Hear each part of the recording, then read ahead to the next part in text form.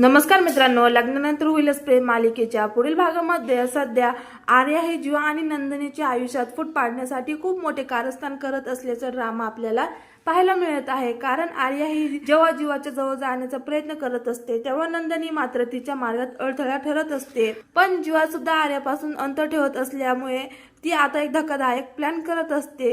तर आता आर्याने जीवाला रात्रीचे जेवण घेऊन तिच्या घरी बोलवलेलं असतं।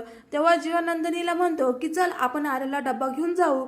तेव्हा नंदिनी जीवाला म्हणते की नको जीवा, तुम्हीच जावा, कारण ती सध्या माझ्यावर खूप रागवलेली असेल, कारण मी तिला टॅटू वरून रागाच्या भरात खूप काही बोलून गेले, त्यामुळे आता मला तिच्या समोर एक्सेप्ट करू शकणार नाही। आणि तसंही आर्याने सांगूनच ठेवलंय की तुम्हाला पाठव जा जेवण घेऊन, त्यामुळे आता जीवा तुझ्यासाठी जेवण घेऊन जात असतं। तर आता जीवा सुद्धा लगेच आर्यासाठी जेवण घेऊन तिच्या घरी जातो। तर आता जीवा आर्याच्या घरी आल्यावर आर्या जीवाला तिच्या सोबत कोल्ड्रिंक शेअर करण्याचा हट्ट धरते, त्यामुळे जीवा सुद्धा नाईलाजाने ते कोल्ड्रिंक्स घटाघट पिऊन टाकतो।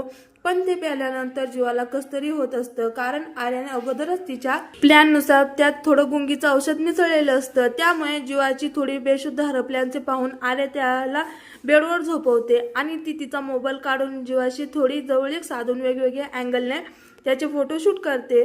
तर आता इकडे जीवाची शुद्ध हरपलेली असल्यामुळे त्याला असं वाटतं की आता त्याची नंदिनी तिथे आहे, म्हणून तो सुद्धा शांत पडून असतो। त्यामुळे आता आर्या या जीवासोबत काढलेल्या फोटोतून पुढे नेमकं काय साध्य करेल हे पाहणं आता खूप रंजक ठरणार आहे।